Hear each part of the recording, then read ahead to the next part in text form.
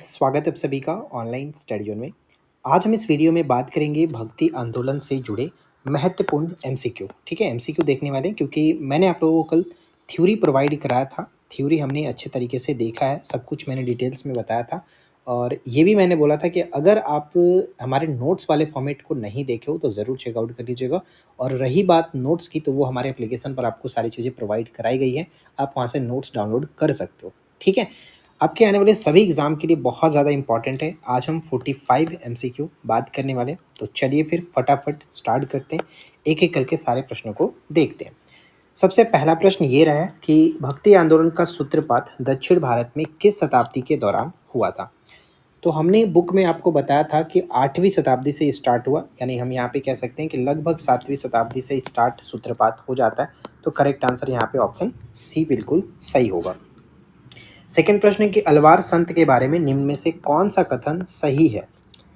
अलवार संत के बारे में हमें बताना है कौन सा कथन सही है। पहला पॉइंट कि अलवार संत भक्ति आंदोलन के जन्मदाता माने जाते हैं, जो कि ये बिल्कुल सही भी है, इसमें कोई दिक्कत नहीं है।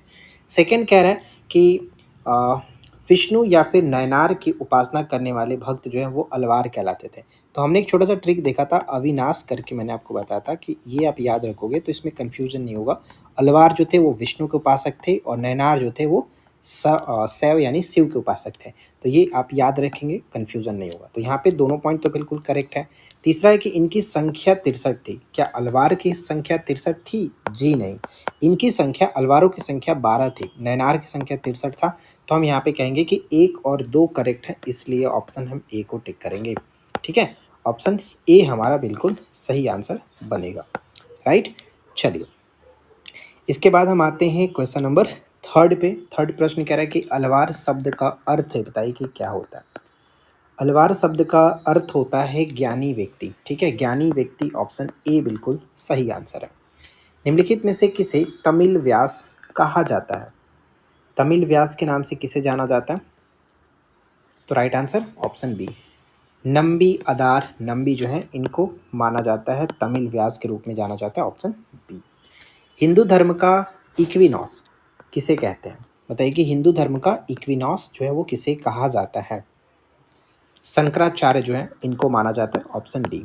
अगर आप लोगों को हमारा ये जो सीरीज है पसंद आता है तो प्लीज़ इस वीडियो को ज़्यादा से ज़्यादा लाइक करें, अपने फ्रेंड के साथ शेयर करें। ये हमारा ऑलरेडी 19 टॉपिक कंप्लीट मैंने करा चुका है, ये हमारा 20 टॉपिक है और 100+ टॉपिक मैं आप लोग के सामने रखूँगा, जो ट्रेंडिंग टॉपिक्स होते हैं आने वाले सभी एग्जाम में, जैसे बिहार से CGL, SI, BPSC, AEDO, SSC, railway, सभी एग्जाम के लिए ये जो ट्रेंडिंग टॉपिक्स होते हैं बहुत इंपॉर्टेंट होता है, आप इन्हें ज़रूर पढ़ के जाएँ। अगला प्रश्न है कि श्री वैष्णव संप्रदाय की स्थापना किसने किया था? देखिए, श्री वैष्णव संप्रदाय की अगर हम बात करें तो इसके संस्थापक के रूप में श्री रामानुजाचार्य को माना जाता है, वैष्णव संप्रदाय। तो करेक्ट आंसर ऑप्शन ए बनेगा। अगला है कि निम्नलिखित संत और उनके दर्शन के संदर्भ में बताइए कि मिलान कौन सा सही है? कौन सा मिलान सही तरीके से मैच होगा? तो यहाँ पे देखिए, दैत्यवाद जो है वो माधवाचार्य ने स्टार्ट किया था, ये बिल्कुल सही है। और अदैत्यवाद की बात करें तो शंकराचार्य, ये भी करेक्ट है। और सुधादैत्य, वल्लभाचार्य, ये तीनों के तीनों मिलान यहाँ पे बिल्कुल सही तरीके से किया गया, इसलिए सभी 1, 2, 3 करेक्ट होगा। और ये एकदम वीवीआई रहने वाला है, अच्छे से याद रखिएगा। अगला है कि वेद परिजात सौरभ की रचना जो है निम्नलिखित में से किसने की है? वेद परिजात सौरभ की रचना किसने की है? ऑप्शन डी, निम्बार्काचार्य के द्वारा किया गया, ऑप्शन डी को टिक करेंगे। पुष्टि मार्ग दर्शन के प्रवर्तक किसे माना जाता है? पुष्टि मार्ग दर्शन के प्रवर्तक के रूप में हम वल्लभाचार्य को जानते हैं, ऑप्शन ए वल्लभाचार्य। नेक्स्ट है, निम्नलिखित कथनों पर विचार करें और असत्य कथन को चुनें। ध्यान दीजिएगा, असत्य कथन को हमें पहचानना है। एक एक करके देखते हैं कौन सही तरीके से मैच होता है। पहला है कि रुद्र संप्रदाय की स्थापना रामानुजाचार्य ने किया है, तो हमें असत्य बताना था। और यहाँ पे भी हम देख सकते हैं ये पॉइंट पहला ही हमारा गलत है, क्योंकि रुद्र जो संप्रदाय है इसके संस्थापक वल्लभाचार्य जी को माना जाता है, वल्लभाचार्य जी को माना जाता है। तो यहाँ पे हमारा पहला पॉइंट ही गलत हो जाता है। कर्नाटक संगीत के पिता पुरंदरदास, बिल्कुल सही है। लिंगायत संप्रदाय यानी वीरशैव संप्रदाय जो है ये इसके वासव को माना जाता है, ये करेक्ट है। सनक संप्रदाय के प्रतिपादक निम्बार्काचार्य को माना जाता है, ये भी करेक्ट है। तो ऑप्शन ए को टिक करेंगे, जो कि गलत था। अगले प्रश्न पे आते हैं। शंकराचार्य द्वारा स्थापित 4 मठ में से एक शारदा पीठ निम्नलिखित में से कहाँ स्थित है? तो देखिए, सबसे पहले तो आपको ये जानना होगा, जब मैं आपको नोट्स प्रोवाइड कराया था तो उसमें मैंने अच्छे से बताया था शंकराचार्य जी के द्वारा स्थापित 4 मठ जो थे वो कौन-कौन थे, मैं उनका नाम यहाँ पे मैं लिख देता हूँ। पहला था ज्योतिष मठ, ठीक है? ज्योतिष मठ जो होता है वो आपका पड़ता है कहाँ पर? ये याद रखिएगा, बद्रीनाथ में, ठीक है? बद्रीनाथ में। सेकंड जो उनका मठ था जो है गोवर्धन, गोवर्धन मठ, गोवर्धन मठ ये याद रखना है, ये पुरी में स्थित है, ठीक है? पुरी में। तीसरा पॉइंट की बात करें तो इनका तीसरा जो मठ है वो है शारदा मठ, शारदा मठ। ये हमें याद रखना है कि ये द्वारका में था, ठीक है? द्वारका, राइट। और चौथा स्थापित जो मठ है श्रृंगेरी मठ, श्रृंगेरी मठ, तो ये याद रखना है मैसूर के अंतर्गत, राइट? मैसूर में। तो अब यहाँ पे बताना था कि शारदा मठ कहाँ है, तो करेक्ट आंसर द्वारका, पूरी ऑप्शन मतलब द्वारका गुजरात, ऑप्शन सी बिल्कुल करेक्ट हो जाता है, ठीक है? देखिए, मैं बार बार बोलता हूँ कि अगर आपको बेहतरीन तरीके से स्टडी करना है तो आप हमारे नोट्स के लिए जा सकते हैं, एप्लीकेशन पर आपको मिल जाएगा। निम्नलिखित में से कौन सा कथन असत्य है? कौन सा कथन असत्य है? गीत गोविंद की रचना जयदेव ने की है, जो कि हम बिल्कुल करेक्ट है। जयदेव लक्ष्मण सेन के दरबार में रहते थे, ये भी करेक्ट है। प्रथम बंगाली कवि होने का गौरव चंडीदास को है, तो हम यहाँ पे कह सकते हैं कि ये बिल्कुल करेक्ट है। तीनों के तीनों पॉइंट सही है, इसलिए कोई भी ऐसा गलत नहीं है, उपरोक्त में से कोई नहीं, ऑप्शन डी होगा, सभी के सभी सही है। नेक्स्ट आता है कि निम्नलिखित में से किसका वास्तविक नाम जो है वो विशंबर मिश्रा था? अगर कल वाला थ्योरी आपने देखा है तो उसमें मैंने आपको बताया था कि चैतन्य महाप्रभु जो है इन्हें विशंबर मिश्रा के नाम से जाना जाता था, ऑप्शन सी, ठीक है? ये पॉइंट आपको याद रखना है। बंगाल में काफ़ी जो कि ये चर्चा में है, और साथ ही साथ बंगाल के बाद ये पुरी में चले गए थे, उड़ीसा में। ये सब कुछ हमने कल डिस्कशन किया हुआ था। नेक्स्ट क्या आता है? बंगाल के किस संत या सुधारक ने कृष्ण पंथ को लोकप्रिय बनाया था? किसने बनाया था?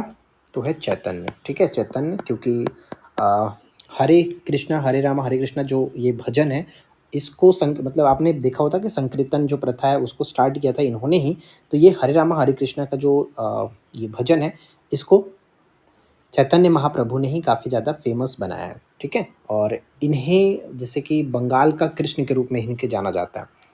नेक्स्ट है कि किसने भगवत गीता की कमेंट्री लिखी थी जिसे ज्ञानेश्वरी कहा जाता है? तो ज्ञानेश्वरी ज्ञानदेव, ऑप्शन ए, ज्ञानेश्वरी ज्ञानदेव, ठीक है? महाराष्ट्र के निम्नलिखित भक्ति संतों में से कौन मराठा राष्ट्रवाद की पृष्ठभूमि तैयार करने के लिए जिम्मेदार थे, जिन्होंने सभी सामाजिक भेदभाव का भी विरोध किया था? कौन थे? Tukaram, right? Tukaram, option D. Next आता है कि भवार्थ दीपिका, ठीक है? भवार्थ दीपिका अथवा ज्ञानेश्वरी गीता यानी मराठी गीता की रचना किस संत ने की थी? इसकी स्थापना ज्ञानेश्वर ने किया, ऑप्शन ए। नेक्स्ट है कि भक्ति आंदोलन के संतों में से कौन इस्लाम से अत्यधिक प्रभावित थे? कल अगर आपने थ्योरी देखा है तो समझ में आया होगा, इसके वीडियो आप देख लीजिएगा। नामदेव के बारे में हमने बात किया था, जो कि इस्लाम से काफ़ी ज़्यादा प्रभावित थे, ऑप्शन बी। निम्नलिखित में से किस भक्ति संत के अनुसार धार्मिक जीवन के लिए किसी मठ या फिर संसार से पलायन की कोई आवश्यकता नहीं है? बताइए किसका मत था? तो एकनाथ का, ठीक है? एकनाथ का ऐसा मत था। इनमें से कौन शिवाजी के समकालीन थे? शिवाजी के समकालीन तुकाराम, यहाँ पे डी हो जाता है बिल्कुल सही आंसर। देखिए, अगला प्रश्न क्या बनता है कि निम्नलिखित में से कौन सा कथन सही है? पहला पॉइंट कि दास बोध की रचना रामदास ने की है, जो कि करेक्ट है। रामदास धरकारी संप्रदाय के संत थे, तो हम यहाँ पे कहेंगे दोनों के दोनों पॉइंट बिल्कुल सही है। और तीसरा पॉइंट है कि शिवाजी के गुरु थे, तो ये भी बिल्कुल करेक्ट है। तीनों के तीनों पॉइंट सही है, इसलिए ऑप्शन सी को टिक करेंगे। नेक्स्ट है कि अलवार संतों के भजन के संग्रह का नाम क्या है? अलवार संतों के भजन के संग्रह का नाम क्या है? तो दिव्या प्रबंध, ठीक है? दिव्या प्रबंध यहाँ पे राइट आंसर ए होगा। अगला है कि कबीर जो है वो किसके शिष्य थे? कबीर किसके शिष्य थे? रामानंद के, ठीक है? रामानंद के शिष्य थे, ऑप्शन ए। रुक्मणी स्वयंवर हस्तमलक के लेखक कौन है? ये पूछा जाता है। रुक्मणी स्वयंवर हस्तमलक के लेखक कौन है? एकनाथ, ठीक है? एकनाथ यहाँ पे ऑप्शन बी होगा। निम्नलिखित में से किस भक्ति संत ने एक ही मिट्टी के बर्तन के रूप में हिंदुओं और मुसलमानों का वर्णन करके सभी धर्मों की एकता का तो बताइए इस प्रश्न का करेक्ट आंसर क्या बनेगा? तो यहाँ पे ध्यान दीजिए, सही आंसर हो जाएगा कबीर। ऑप्शन ए को टिक करेंगे, कबीर। ठीक है, कबीर बिल्कुल करेक्ट होगा। नेक्स्ट है कि किस भक्ति संत ने विशिष्ट दैत्यवाद की अवधारणा का प्रचार किया? तो मैंने एक वर्ड बोला था आपको कि रामानुजाचार्य जो थे वो आम इंसान नहीं थे, विशिष्ट इंसान थे, विशिष्ट। ठीक है, रामानुजाचार्य विशिष्ट, ऑप्शन बी। नेक्स्ट आता है कि निम्नलिखित भक्ति संतों में से किसकी कविता को सूरसागर, साहित्य लहरी व सुर सरावली में संकलित किया गया है? तो सूर से नाम क्लियर हो जाएगा, सूरदास। ठीक है, सूरदास की कृति थी ये सब, ऑप्शन ए। अगला प्रश्न है कि निम्नलिखित में से कौन सा कथन जो है सत्य है? ध्यान दीजिए, सत्य है। पहला पॉइंट क्या कह रहा है? पहला पॉइंट हमारा बनता है कि सतनामी संप्रदाय की स्थापना जगजीवन दास ने किया था। ठीक है, ये करेक्ट है, कोई दिक्कत नहीं। बिहार में सतनामी संप्रदाय के प्रवर्तक दरिया साहब को माना जाता है, ये भी करेक्ट है। और बिहार में फिरदौसी सिलसिले के संस्थापक के रूप में शेख बहाउद्दीन को माना जाता है। ये तीनों के तीनों पॉइंट करेक्ट है। और खास करके तीसरा पॉइंट आपको याद रखना है कि बिहार में फिरदौसी सिलसिले के संस्थापक शेख बहाउद्दीन को माना जाता है, जो कि बहुत ज़्यादा वीवीआई पॉइंट ये रहेगा। तो यहाँ पे तीनों के तीनों करेक्ट है, इसलिए ऑप्शन हम डी को टिक करेंगे। ठीक है, चलिए नेक्स्ट आता है कि सूरदास निम्नलिखित में से किसके शिष्य माने जाते हैं? तो सूरदास जो थे वो वल्लभाचार्य के शिष्य थे, ऑप्शन बी, वल्लभाचार्य। अब देखिए यहाँ पे अगर हम बात करें कि सूरदास तो क्लियर हो गया, सूरदास के जो गुरु थे वो वल्लभाचार्य थे। और अगर यहाँ पे हम कबीर की बात करें, कबीर दास के जो गुरु थे वो कौन थे? रामानंद। ठीक है, रामानंद हमने देखा था, रामानंद। और अगर हम यहाँ देखिए, ये तो हो गए इनके गुरु कबीर दास के।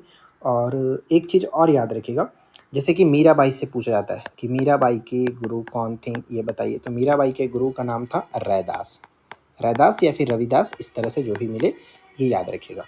नेक्स्ट आता है कि मीराबाई के संबंध में निम्नलिखित में से कौन सा कथन सही है, बताना है। पहला पॉइंट कि मीराबाई मेवाड़ के रतन सिंह राठौड़ की एकमात्र पुत्री थी, करेक्ट है। वे तुलसीदास की समकालीन भी थी, तो यहाँ पे कहेंगे कि ये भी करेक्ट है। तो दोनों के दोनों कथन बिल्कुल सही, इसलिए ऑप्शन हम सी को टिक करेंगे। ध्यान दीजिएगा कि मीराबाई का जो जन्म है राजस्थान की कुड़की, ये मैंने आपको बताया था कुड़की, ये इनसे क्वेश्चन पूछा जाता है, इसलिए थोड़ा सा डिस्कस करना जरूरी है। कुड़की गांव से संबंध रखती थी, यानी कुड़की गांव पाली में हुआ था। वे मेड़ता के राजा रतन सिंह राठौड़ की इकलौती संतान थी। और उनका विवाह जो हुआ था, ये याद रखिएगा, खास करके ये पूछा जाता है, उनका विवाह मेवाड़ के महाराणा संगा के जो सबसे बड़े पुत्र थे, ज्येष्ठ पुत्र भोजराज के साथ। ठीक है, भोजराज के साथ इनका विवाह हुआ था, विवाह। ठीक है, ये पॉइंट आपको याद रखना है। क्लियर हो गया? चलिए, राइट आंसर ऑप्शन सी है। भक्ति संत शंकर देव का संबंध निम्नलिखित में से किस राज्य से है? शंकर देव का संबंध किस राज्य से है? शंकर देव का संबंध यहाँ पे असम के साथ होगा। ये पूछा गया है बहुत बार एसएससी में, एसएससी के लिए तो बहुत फेमस ये है। देखिए, शिक्षा अष्टक की रचना किसने की थी, जिससे शास्त्रों का सार कहा जाता है? देखिए, शास्त्रों का सार शिक्षा अष्टक चैतन्य ने किया, ऑप्शन यहाँ पे डी हो जाएगा। ठीक है, ये पॉइंट याद रखिएगा। इसे शास्त्रों का सार इसलिए कहा जाता है क्योंकि इसमें भक्ति, प्रेम, नम्रता, समर्पण आदि चीज़ों का गुण संदेश इसमें निहित है। ये पॉइंट याद रखिएगा। अगला है कि किस भक्ति संत को श्री गौरंग के रूप में जाना जाता है? तो गौरंग तो वही थे हमारे, ठीक है, निमाई पंडित चैतन्य महाप्रभु, ऑप्शन ए। किसने दृढ़ता से सांप्रदायिकता और संस्कार का विरोध किया तथा संस्कृत के स्थान पर हिंदी को अपनाने पर जोर दिया? तो हिंदी को अपनाने पर जोर दिया, सबसे पहले हिंदी में जो कि उपदेश भी दिया था इन्होंने, रामानंद ने, ऑप्शन डी होगा। तो ये चीज़ याद रखिएगा, इंपॉर्टेंट हो जाता है। ठीक है, रामानंद। आगे बढ़ते हैं। नेक्स्ट है कि ब्रह्मसूत्र पर आधारित भाषा टीका वेदांत परिजात सौरभ को किसने सरल भाषा में लिखा था? स्टार्टिंग में हमने बात किया था परिजात सौरभ को किसने लिखा था, तो राइट आंसर होगा option A, Nimbarkacharya, option A, Nimbarkacharya. भक्ति आंदोलन से संबंधित निम्न कथनों में से कौन सही है? ठीक है, कौन सही है? देखिए, भक्ति आंदोलन के संबंध में, तो भक्ति आंदोलन के प्रमुखों में से एक रामानंद ने भगवान के रूप में राम और सीता के बारे में बताया था कि इन्होंने आराध्य माना था, ये करेक्ट है। श्री रामानुजाचार्य एक भारतीय दार्शनिक थे और प्रमुख वैष्णव संत भी थे, तो यहाँ पे कह सकते हैं ये भी करेक्ट है, इसलिए ऑप्शन सी को टिक करेंगे, दोनों करेक्ट है। नेक्स्ट वन पे आते हैं कि धर्मशास्त्र के स्कूल अचिंत्य भेदा भेदत्व, ठीक है, अचिंत्य भेदा भेदत्व जो है, इसकी शुरुआत किसने की है?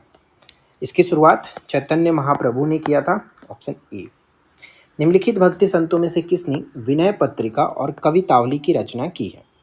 विनय पत्रिका और कवितावली की रचना तुलसीदास ने किया, ऑप्शन सी। बहुत इंपॉर्टेंट है और उम्मीद करता हूँ कि अगर आप यहाँ तक वीडियो को देख रहे हैं तो प्लीज़ वीडियो को लाइक और चैनल को सब्सक्राइब ज़रूर करके रखिएगा ताकि आने वाली वीडियो की नोटिफिकेशन आपको मिलती रहे।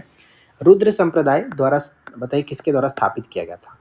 तो रुद्र संप्रदाय हमने बताया था आपको ऊपर में, वल्लभाचार्य जी के द्वारा स्थापित है और ये बहुत वीवीआई प्रश्न है, अलग अलग पेपर में पूछा गया है। मनुष्य किसी मनुष्य का संप्रदाय या फिर जाति ना पूछे, यह युक्ति किसकी थी? यह जो युक्ति थी वो रामानंद की युक्ति है कि कोई भी मनुष्य जो है वो किसी अन्य मनुष्य का संप्रदाय या फिर जाति ना पूछे, रामानंद। अपने संदेश के प्रचार प्रसार के लिए हिंदी का प्रयोग करने वाले पहले भक्ति संत कौन थे? मोस्ट इंपॉर्टेंट, एकदम वीवीआई। तो रामानंद यहाँ पे करेक्ट होगा, ऑप्शन सी। नेक्स्ट वन आता है कि निम्नलिखित में से कौन सा अनुक्रम जो है सही कला अनुक्रम में इंगित करता है? तो सबसे पहले आपको बता दूं कि शंकराचार्य जी थे, उसके बाद रामानुज थे और उसके बाद चैतन्य आता है। तो यहाँ पे हमारा सही आंसर ऑप्शन ए बनेगा। ठीक है, चलिए अगला है कि प्रसिद्ध भक्ति कवयित्री मीराबाई के पति का नाम क्या था? ऊपर मैंने आपको बताया था और देखते हैं कितने लोगों को सही आंसर पता होगा। 43 का करेक्ट आंसर नीचे कमेंट करके बताइए। आप लोग वैसे कमेंट तो करेंगे नहीं, मुझे पता है, लेकिन मेरा काम है थोड़ा सा चेक करना, देखते हैं कितने लोग करते हैं। नेक्स्ट आता है कि राग गोविंद किसने लिखा है? गीत गोविंद, राग गोविंद, ये जो है वो किसके द्वारा लिखा गया? तो राइट आंसर क्या बनेगा? Option A, Mirabai. ठीक है, option A, Mirabai. Next one क्या आता है कि भक्त तुकाराम किस मुगल सम्राट के समकालीन माने जाते हैं? देखिए, भक्त तुकाराम जो है वो माने जाते हैं ये औरंगजेब के समकालीन, ऑप्शन यहाँ पे फिलहाल डी होगा। भक्त तुकाराम महाराष्ट्र के प्रसिद्ध वारकरी, ठीक है, वारकरी जो संत थे, वारकरी संत हैं और कवि एक थे, काफ़ी फेमस थे। वे संत ज्ञानेश्वर और नामदेव जो थे उनकी परंपरा के अनुयायी थे। तो ये पॉइंट आपको याद रखना और ये औरंगजेब के समकालीन थे। एक पॉइंट और याद रखिएगा कि तुकाराम ने मराठी भाषा में भक्ति गीत लिखे थे। ठीक है, मराठी भाषा में इन्होंने भक्ति गीत लिखा था, ये थोड़ा सा याद रखना है।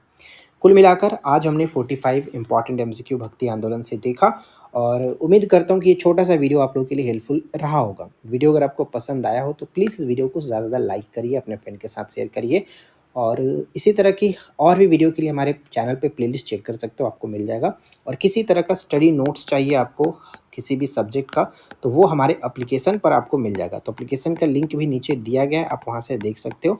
साथ ही साथ टेलीग्राम पर आपको कोई भी चीज़ की पीडीएफ चाहिए तो आपको टेलीग्राम पर मिल जाता है। तो टेलीग्राम ज्वाइन करके ये पीडीएफ भी आपको टेलीग्राम पर दिया जाएगा, तो आप टेलीग्राम ज्वाइन ज़रूर कर लीजिएगा। चलिए, इस वीडियो में इतना ही फ्रेंड्स, मिलते हैं नेक्स्ट क्लास में नए टॉपिक के साथ। Thanks for watching, keep watching, keep learning, have a good day.